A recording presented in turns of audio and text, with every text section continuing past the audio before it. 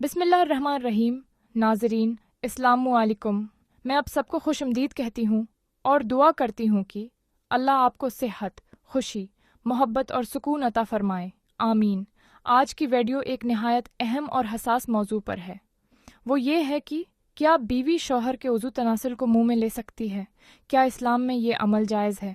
تو اب اس ویڈیو کو آخر تک دیکھیے، کیونکہ اس ویڈیو کے اندر میں آپ کو جو باتیں بتاؤں گی وہ نہ صرف حقیقت پر مبنی ہوں گی بلکہ مکمل طور پر اخلاق اور شریعت کے دائرے میں ہوں گی۔ تو چلیں شروع کرتے ہیں۔ کیا بیوی شوہر کے عضو کو منہ میں لے سکتی ہے؟ یہ سوال چونکا دینے والا ہے، لیکن یہ وہ بات ہے جس پر روشنی ڈالنا بھی بہت ضروری ہے۔ دیکھیں، جس طرح آنکھیں دیکھنے کے لیے، کان سننے کے لیے ہیں، اسی طرح زبان بھی کھانے، بولنے اور ذائقے کے لیے ہے۔ اور اسی زبان سے نہ صرف بولنے کا کام لیا جاتا ہے بلکہ نماز، ذکر، اذکار کیے جاتے ہیں۔ اس کے ساتھ درود شریف بھی اسی زبان سے پڑھا جاتا ہے۔ تو یہ کیسے ممکن ہے کہ اس زبان کو کسی گندی جگہ پر لگایا جائے؟ اسلام نے شوہر اور بیوی کے تعلق کو لباس قرار دیا ہے، اور لباس وہی ہوتا ہے جو ہر حال میں راحت، حفاظت اور قربت کا ذریعہ بنے۔ اگر کسی بات یا عمل میں ایک فریق کو ذہنی یا جسمانی تکلیف ہو یا وہ دل سے مطمئن نہ ہو تو پھر وہ تعلق لباس نہیں رہتا بلکہ ایک بوجھ بن جاتا ہے۔ جب کوئی بیوی اپنے شوہر کے ساتھ محبت کرتی ہے تو اس پر لازم ہے کہ وہ اسلامی حدود کے اندر رہ کر تعلق کو قائم کرے اور روحانی اور فطری ادب کا بھی لازمی خیال کرے۔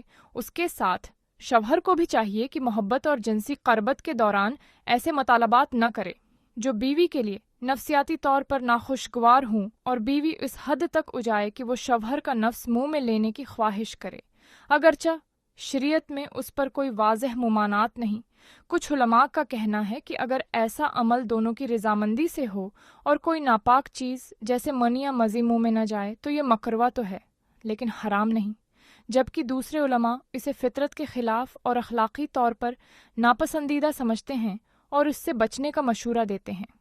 دیکھیں، اسلام میں طہارت اور صفائی کو بہت اہمیت دی گئی ہے۔ منی اور مزی دونوں ناپاک سمجھ ہی جاتی ہیں۔ اگر منہ میں جانے سے نجاست نگلنے کا خطرہ ہو تو یہ عمل حرام قرار پاتا ہے۔ اس لیے میرا مشورہ یہ ہے کہ بہتر یہی ہے کہ میاں بیوی ایسے کام مت کریں جو فطرت، شریعت یا محبت کے دائرے سے باہر ہوں۔ اس لیے ناظرین، شوہر کا نفس منہ میں لینا ایک ایسا عمل ہے جو نہ صرف فطری اصولوں سے ہٹتا ہے بلکہ زبان کی روحانی عظمت کو بھی مجروح کرتا ہے۔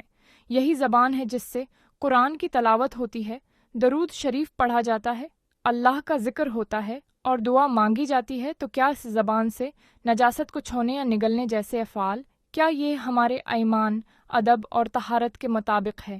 نہیں، ہرگز نہیں۔ یاد رکھیں، ازدواجی زندگی صرف جسم نہیں، دل، عزت اور ذہنی سکون کا نام ہے۔ لہذا شوہر کا نفس منہ میں لینا کوئی اچھی بات نہیں، اس عمل سے بچنا ہی بہتر ہے۔ آخر میں میری یہ دعا ہے کہ اللہ ہمیں اپنی زندگی کو دین کے مطابق گزارنے کی توفیق دے اور ہمارے رشتوں میں محبت، سکون اور برکت عطا فرمائے، آمین۔ اس کے ساتھ اب مجھے اجازت دیں۔ اللہ حافظ۔